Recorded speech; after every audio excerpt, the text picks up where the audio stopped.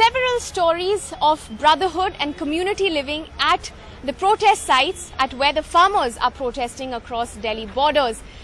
Today I'm joined by one such fascinating story of a girl, 29-year-old dentist at Tikri border who has chosen to keep aside, well, her personal ambitions of being a dentist and somebody who has a degree in film studies, but has been volunteering here at the tent and living under this tent for the last 3 months. Joining me right now is Navkiran Nath. Thank you for speaking to us. You have a story that could inspire many youngsters to really tell them that there is a reason why youngsters are keeping aside their professional ambitions and joining the protesting farmers in solidarity. What inspires you to do this? I guess this is our moral responsibility. When nothing is going right, we can't sit silently in our homes or in our safe spaces, or it's not like we don't have anything else in our life. It's not like we are velle, but I guess this is more important at the movement which we are doing, because it's not just about the farmers. Even in the past we have witnessed how young people, they don't have basic education, and people like me who are graduated from various colleges or universities, from many prestigious institutes of this country, they don't have any job. They are unemployed, and now here comes the farmers. I'm like, the government is trying to grab their land, or they are trying to monopolize the whole agricultural system. So I think now we can't keep silent anymore. So I guess that's the only reason why I'm here. Otherwise, we also have our own dreams. I have 2 professional degrees. I can do whatever I want. Right. I can also travel and put smart photographs on my Instagram.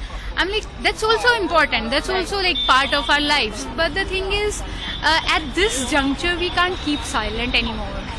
So, Navkiran, a 29-year-old girl from the Mansa district in Punjab, she started this library for the farmers at Tikri border. If I can just show you, and if Navkiran can talk to us about it a little bit more, the Bhagat Singh library. This library was solely built for the farmers.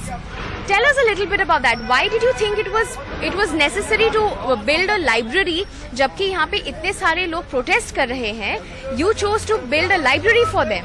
What was the importance and significance behind that? One thing is, any initiative which we started on the protest is not a singular initiative. It's not only me. We are a set of people. We collectively started these initiatives. There's a big team behind this. Second, all the people who are part of these initiatives, we are on the morchas from day one, and we were realizing that these protest sites are basically temporary cities for the farmers away from their actual villages or cities. So I think these temporary cities also need all the amenities we witness in any other city, say library, cinema house, or entertainment resources. So it's basically building all the amenities across. Yeah, for them. With a motive of politicization of the people who are present on the protest sites, because we were realizing there are many young people who are taking part in this movement for the very first time. They are not political people, or they are not ideologically attached with any organization. Right. So we thought it is the best time when we can educate them, we can politicize them, that how these policies are harming us, how these governments are trying to snub us. Right. So also to understand then, you are one among the many youngsters who are doing different activities for the farmers, and not just for the farmers but for their entire family, even the men, women and the children. As a youngster yourself, what is your message to other fellow youngsters, contemporaries, who probably think that this is not going to last for too long, or this is just a 2-3 months, 4 months thing? Because, with any protest comes a lot of demotivation as well. How have you chosen to stay motivated and inspired for the last 3 months to do this? It takes a lot actually. I'm like, it's not that simple the way it looks from a distance. Even like we get irritated at some point of time. So, but the only motivation is a ray of hope and an idea that yes, we have to change it, because otherwise yes, it will like there are many things which always, I'm like, there are many forces who always try to derail the whole movement or who try to demotivate us also. Have you been demotivated ever in the last 3 months, and how have you been demotivated? No, I was depressed at some point of the time, but I'm not demotivated. And the only thing is because I know how important it is to win this movement. Because I guess because I can see this movement in a larger political context. Many movements which we witnessed in the past, say anti-CA movement or the Bhima Koregaon movement or the students and intellectuals in the big cities who were fighting for this seat cut in the universities, all these movements were snubbed by this government by one or the other way. I guess all those people, all those movements are also looking towards us with a ray of hope. Right. If we can win this movement, I guess we can again fight all those movements which are still pending, and we can go towards a bigger change. So how important is mental health? Because मैंने कई सारी ऐसे stories और लोगों से भी सुनी है that the mental health and the well-being of the farmers and the protesters here have seen a low. How are you helping them? How, you said you were depressed. How did you fight your depression? And how it is, because you are also an inspiration to others. How do you manage the both as a youngster yourself? I guess like our whole generation is quite depressed. It's not only about me. We are depressed because of capitalism. We are patients of capitalism or the neoliberal policies. So I guess it's all like it's very necessary to keep motivated ourselves. And I guess books help me a lot. And like nowadays I'm reading biographies of the Gadarites, because how they fought the Gadar movement and they were in jails and they came out of jails after like 4 or 5 years and again tried to organize the whole movement. So I'm like, these biographies, these stories, they gave me motivation.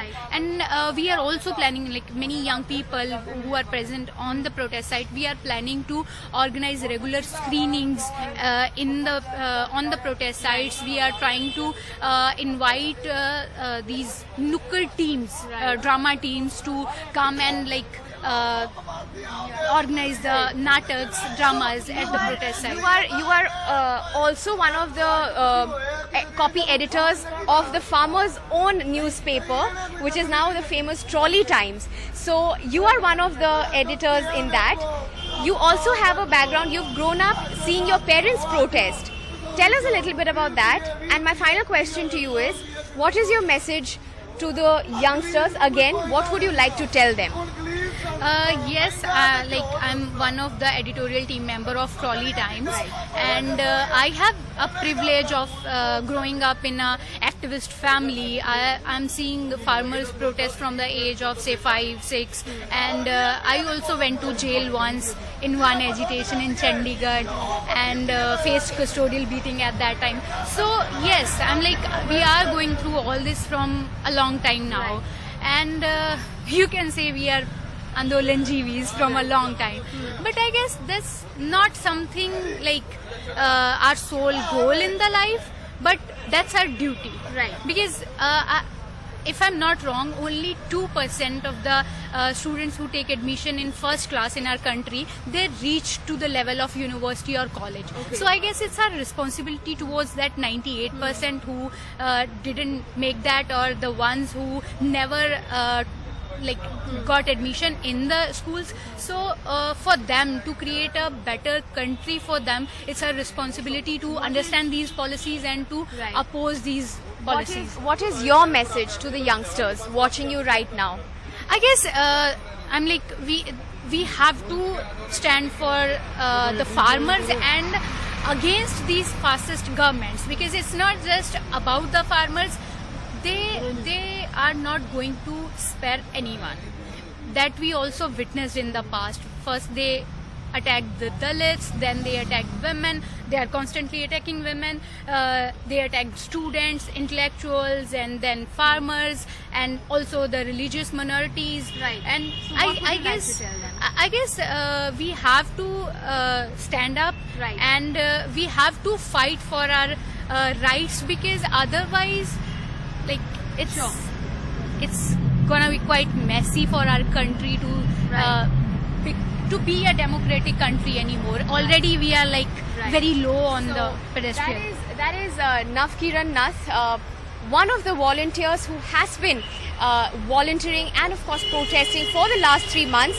She has a degree in film studies, a dentist by profession, but she chooses to stand with the farmers for as long as she can, and a message to the youngsters of the country saying that they must stand up for what they believe in.